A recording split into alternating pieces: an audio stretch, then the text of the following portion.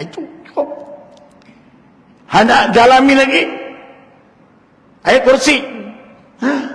Allahu la ilaha illa huwal hayyul qayyum la ta'khudhuhu sinatun wa la nawm lahu ma fis samawati wa ma fil ard man dhal ladzi yashfa'u 'indahu illa bi idhnihi ya'lamu ma bayna aydihim وما خلفهم ولا يحيطون بشيء من علمه إلا بما شاء وسع كرسيه السماوات والأرض ولا يؤوده حفظهما وهو العلي العظيم.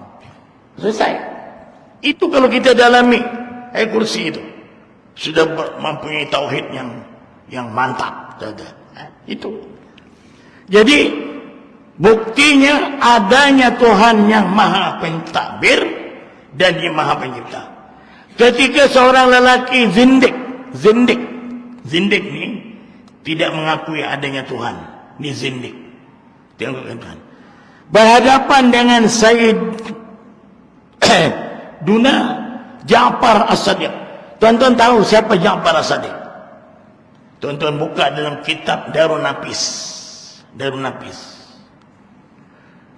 Ja'far As-Sadiq ni adalah di antara ahli bait, ya. Dia adalah cicit baginda Nabi, ya.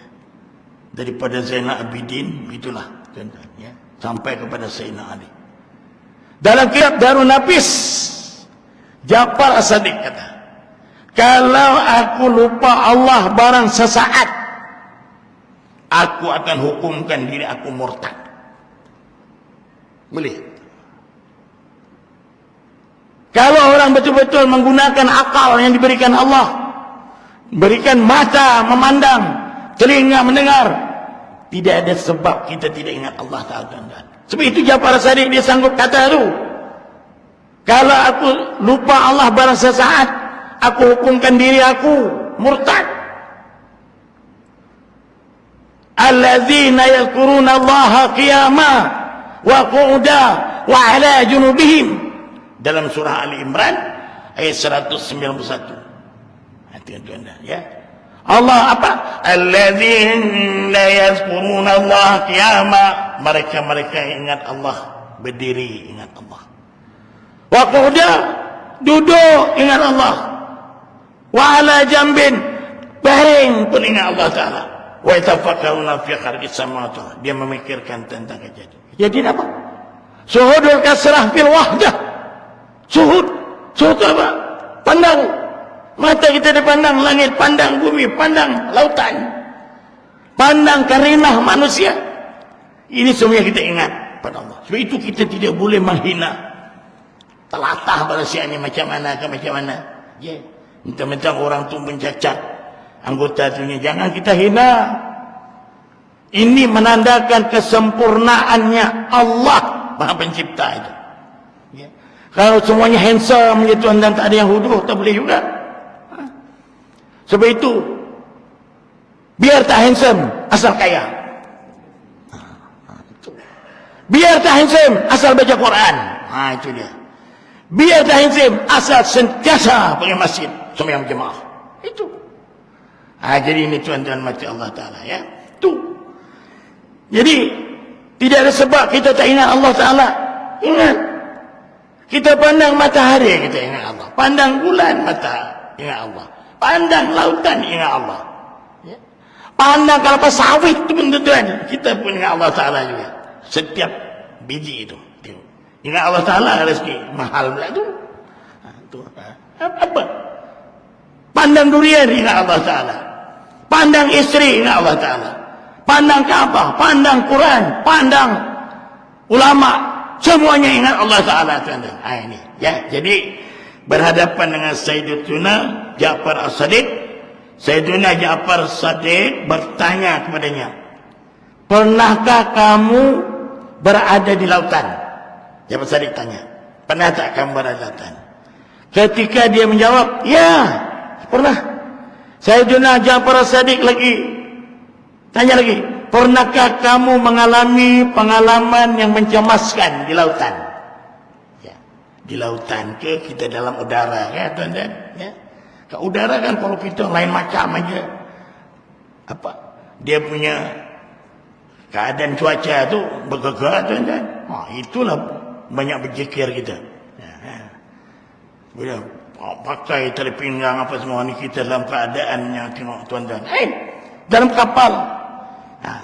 Pernah tak kamu mengalami pengalaman yang mencemaskan? Dia jawab, ya pernah. Dan menceritakan kapal yang mereka naiki pernah pecah kerana ditiup angin yang kencang. Sama kapal terbang ke lautan yang berombak ke, dan dipukul ombak yang ganas, ramai yang mati lemas. Dia sempat berpaut, ini pecah kapal, kemudian di lautan yang tidak bertepi itu, ya. Lalu pada ketika itu dia ternampak satu papan tu, dia berpaut beberapa keping papan. Tiba-tiba pautannya terlepas. Bayangkan tuan-tuan, di lautan yang tidak bertepi ada papan, kita pun pautlah. Tiba-tiba ombak yang besar, papannya pun sudah terpisah dengan dia disebabkan ombak besar, sehingga membawanya ke tepi pantai dipukul oleh ombak. Sayyidina Ja'far Shadiq berkata, pada awalnya kamu bergantung harap kepada kapal, janganlah, kan? Dan anak kapal. Setelah itu kepada beberapa kepingan. Mula-mula kita kan, memanglah kalau kita menaik kapal terbang pun, dan itu sebelum kita naik itu diberitahu pilot kita pada hari ini sebulan, kan? Tengok, samalah kapten kapal, ya, kita berpaut. Aku yakin ya ni mesti dia orang dah selalu bawa kapal, ya, paut. Setelah semuanya terlepas, apakah kamu hanya menyerah diri kepada kematian? Ada yang menyerah diri kematian, atau masih berharap untuk selamat? Untuk selamat. Dia menjawab, sudah pasti aku masih berharap untuk selamat. Padahal kalau di segi zahirnya tengok, kapal pecah, kemudian pautan sudah tak ada, ombaknya besar. Tengok pula jerung pula kadang-kadang, tuan-tuan, ya. Ada tak kamu rasa berharap selamat? Ketika itu Sayyidina Ja'far bertanya, daripada siapakah kamu mesti menaruh harapan untuk diselamatkan? Di segi akhirnya tak ada lagi dah. Kapal pecah, pautan tak ada.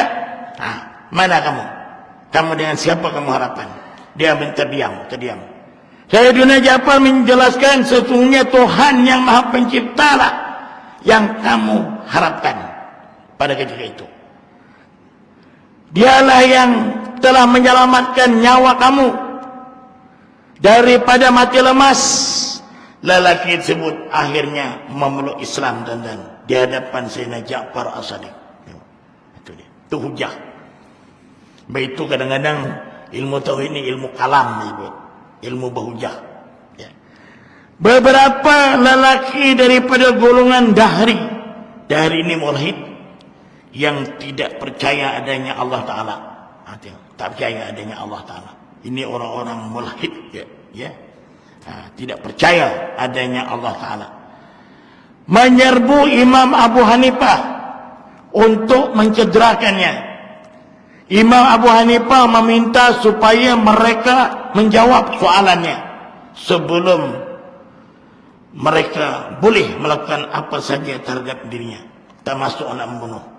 Tapi dia ada soalan, tolong jawab. Imam Abu Hanifah mula berbicara, apakah pendapat kamu tentang seorang laki-laki yang berkata, aku telah melihat sebuah kapal yang penuh berisi barang-barang tanpa kapten dan anak-anak kapal. Tanpa kapten dan anak-anak kapal mengharungi lautan yang bergelora dan tiupan angin kencang. Ini soalan dia. Ia berlayar lurus dengan baik sekali tanpa menghalang ke kiri atau ke kanan. Adakah perkara ini boleh diterima dengan akal? Kapten tak ada. Kapan? Semalam saya sarapan dekat restoran Bilal tuan. Semalam Bilal udah utama ada restoran Mawar. Tiba-tiba kereta tu berjalan. Rupanya handbrake dia tu tak di ni. Jalan. Siapa? Tengok tak ada orang. Macam mana boleh berjalan? So tiba-tiba wah ditabraknya kita lain dan. Itulah dia macam kapal tadi, tak ada kapten dia, tak ada anak kapalnya. Ya. Jadi adakah perkara ini boleh diterima dengan akal? Dia menghalang ke kiri kanan, adakah perkara ini boleh diterima akal? Mereka jawab, ya, satu perkara pelik. Ya, yang mandu tak ada, tiba-tiba jalan sendiri. Yang tidak boleh diterima dengan akal. Ini akal tuan-tuan. Ini bukan dalil Quran. Al-Quran tu tak payah cakap lah. Seperti itu hukum akli ini. Ya.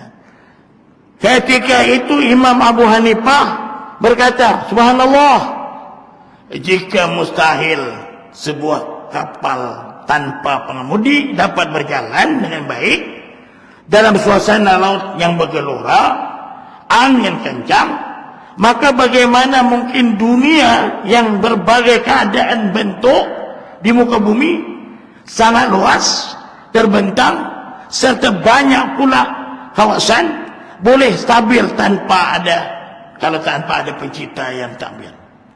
Tengok. Semuanya tuan-tuan makhluk Allah Ta'ala ni ikut peraturan. Itu sunatullah. Matahari ada dia paksi dia, bulan mana pernah berlanggar. Kalau ada gerhana, itu bukan pelanggaran. Jalan matahari itu yang cahayanya itu ditutupi, itu aja. Bukan maknanya dia pelanggar sehingga eksiden matahari dengan bulan. Tidak. Jadi boleh tak kalau tanpa ada pengemudi boleh stabil perjalanan kapal tadi? Kalau tanpa ada pengemudi. Begitulah langit bumi dunia ni tuan-tuan, dengan berbagai-bagai karinah, tanpa ada yang mencipta, yang mentadbir, yang memelihara, sudah tentu akal kita tak terima. Semua mereka menangis. Bila Abu Hanifah tadi mula-mula membunuh, menangis dan membenarkan perkataan Imam Abu Hanifah, lalu dia bertaubat di hadapannya. Itu kisah-kisah kan. Imam Syafi'i pula. Tidak Imam Abu Hanifah. Tadi yang pertama Ja'far As-Sadiq. Ini pula Imam Syafi'i pula. Pernah ditanya oleh 17 orang yang tidak percaya dengan kewujudan Allah. 17 orang. Tentang dalil kewujudannya. Beliau menjawab dengan bertanya, apakah daun pokok,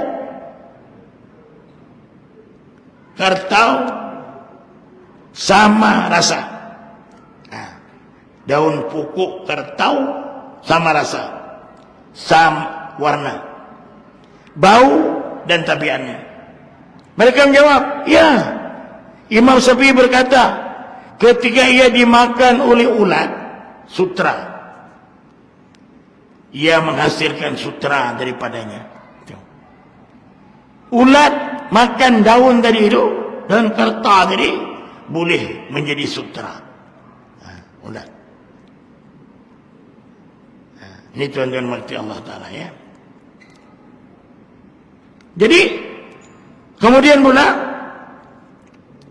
ia menghasilkan sutra daripadanya ketika dimakan oleh lebah pula daun tadi itu. Ia menghasilkan madu. Tengok. Ini Allah Ta'ala tuan-tuan nak membuktikan kewujudan Ya, pentadbiran Allah, kuasa Allah SWT. Ketika dimakan oleh kambing biri-biri, ia mengeluarkan najis. Dan ketika dimakan oleh kijang, yang menghasilkan kasturi di dalam kantong pundi-pundinya. Justru siapakah yang menciptakan hasil yang berbeza itu?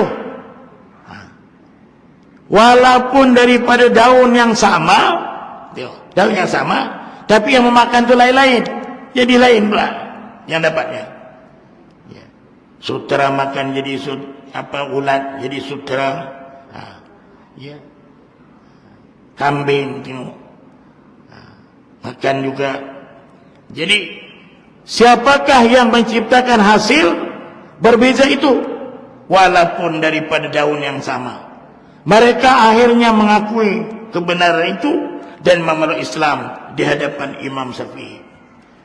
Imam Ahmad pula bin Hanbal juga pernah ditanya tentang dalil kewujudan Allah Ta'ala. Beliau menjawab, lihatlah pada sebiji telur, sebuah kota yang utuh lagi licin, yang tidak mempunyai pintu, lubang laluan. Luarannya seperti perak putih, dalamannya seperti irnas tulin. Ajaibnya, ketika dindingnya terbelah, keluarlah seekor binatang yang boleh mendengar, melihat, mempunyai bentuk yang cantik dan suara yang merdu. Siapakah yang menjadikan semuanya itu? Itu tuan-tuan. Jadi semuanya itu sebagai perbandingan kewujudannya Allah SWT. Ini baru di segi hukum akal. Jadi akal ini tuan-tuan tak semestinya benar.